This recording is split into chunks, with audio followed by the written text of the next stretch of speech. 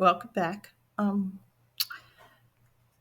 This next section is towards the end of the novel, and it is Joanne having given birth, coming home, and the girls that Rachel's become friends with are sort of moving out and moving on and leaving Rachel there.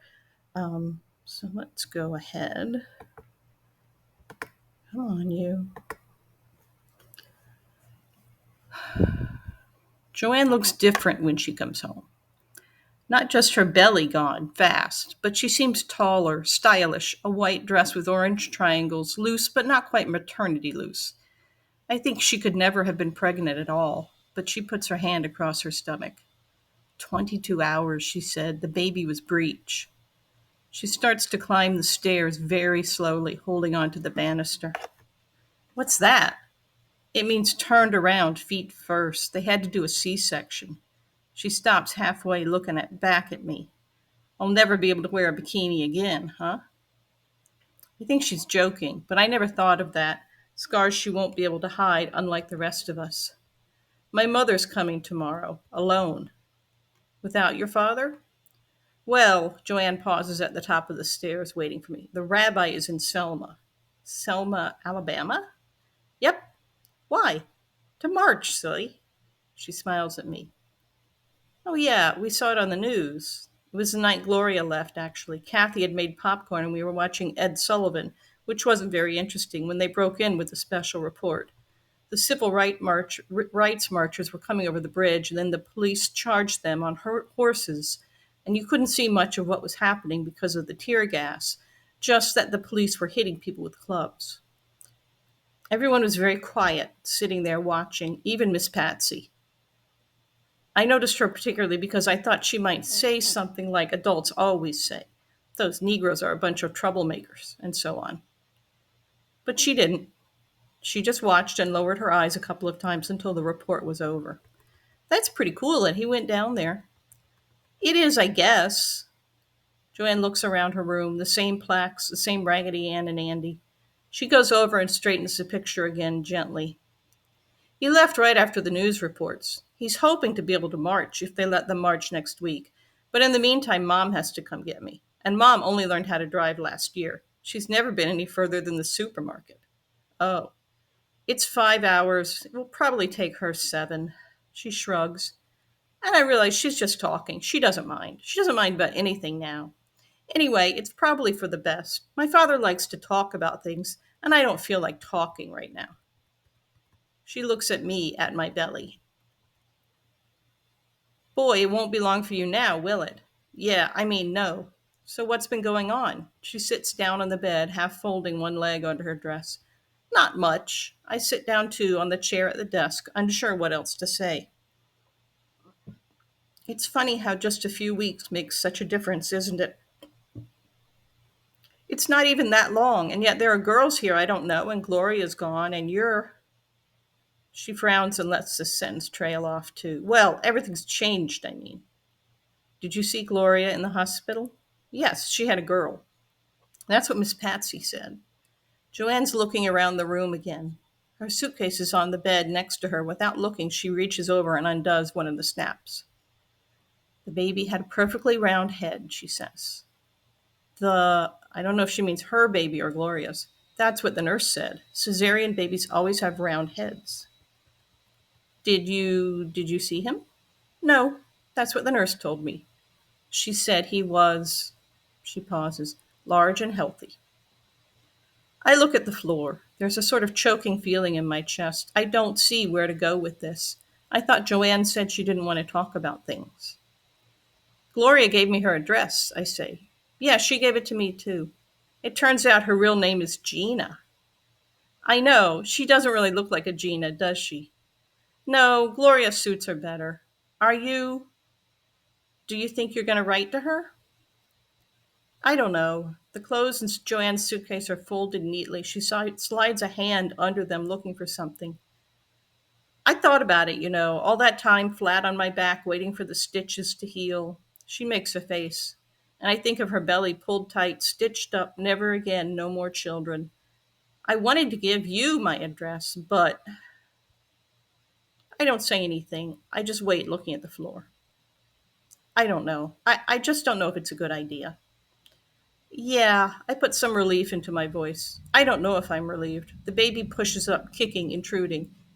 It's not that I want to keep it a secret, that I'm worried about that. No.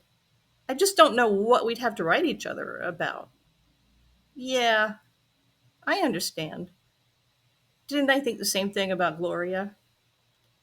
I mean, when you get out, you'll be. She doesn't finish. I can't finish. There's literally nothing ahead, a kind of flash of blue sky of a future that's not real because it hasn't happened. She leans over, pulling something else out of her suitcase. Did I tell you I'm going back to school in the fall? No, I'm transferring. University of Missouri. Missouri? For a second, I think of Eb. Is that in St. Louis? I don't think so. I don't really know, though. She laughs. All I know is it's not California. Well, good luck. Thanks. She looks up, happy. Only not for me. The next morning, there are grayish, uncoiling clouds and sunshine, parts of town glowing white and yellow, while large drops fall on the sidewalk and the air shines clean.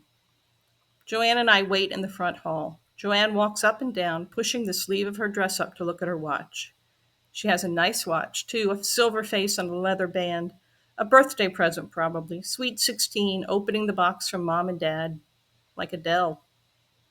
I talked to Dr. Rank when you were gone, I say. Really? What did he have to say? It wasn't what he said, really, but it was helpful. He makes you come to your own conclusion, sort of. I get it. She smiles hastily, and I'm reminded of me talking to Gloria the day Eb came. I found out my mother was illegitimate. What? Yes, she was in an orphanage. Well, I always knew that, but she won't talk about it. She's ashamed.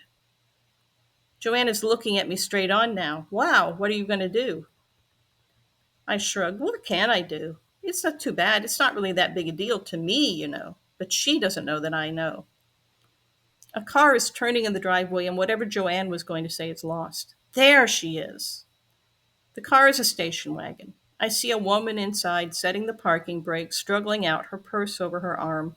Blue suit, blue hat with a net veil. She comes in smiling, hugs Joanne, shakes my hands, looks around downstairs once and then again, an inspecting glance like the ladies in the women's club. Up close, the hat is a little squashed, like it's been taken off and put back on a couple of times. It's starting to rain again, gray spots on the sidewalk. Oh, the car windows. I left them down. Don't worry about it, Mom. Joanne picks up the suitcase. I'll drive, okay? Give me the keys. Joanne's mother, talking to Miss Patsy, telling her how pretty Yuma is, hands Joanne her purse. Girls are coming out from the sun parlor. Joanne goes out with the suitcase, putting it in the trunk, comes back up the steps, her feet leaving wet marks on the dry porch. She throws an arm around my neck and Kathy, shakes hands with Miss Patsy. The door is opened. They go down the steps again. Car doors open and close. And from the front hall, I see Joanne stick her head out of the window, adjusting the mirror, then turning to look down the street as she backs down the driveway. The car is gone before the marks of her feet on the porch have even faded away. I can understand Joanne. She's being realistic. Well, it's probably more than that, though she won't admit it. It is me knowing about the baby and other stuff, too. So she's a coward. But I'm one, too. We all are.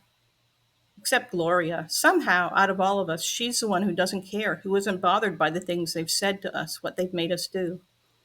She'll have more children, I think, probably in a few years, a very few years. And she'll love them. And she'll go looking for this one someday. She'll go out looking until she finds her. I'm in the coffee shop where Sandy got ice cream looking out at the street. It's still half raining. Some people are ducking under the arcades of the shops, others just keep walking. No one outside is my age. They're all old, and I notice now their faces are all wrong, twisted, sad, grim. A lady with hollow cheeks, a stooped man wobbling on the sidewalk with a cane, confused, worried eyes, lips bitten, all of them marked by life, their secrets hidden in their memories, written, however vaguely, on their faces. Other people pretend not to see. They have their own secrets. But they're all marked. Aunt Lorraine is, and Mom. But there was nothing on Joanne's face when she drove away, and there is nothing on mine. Not yet.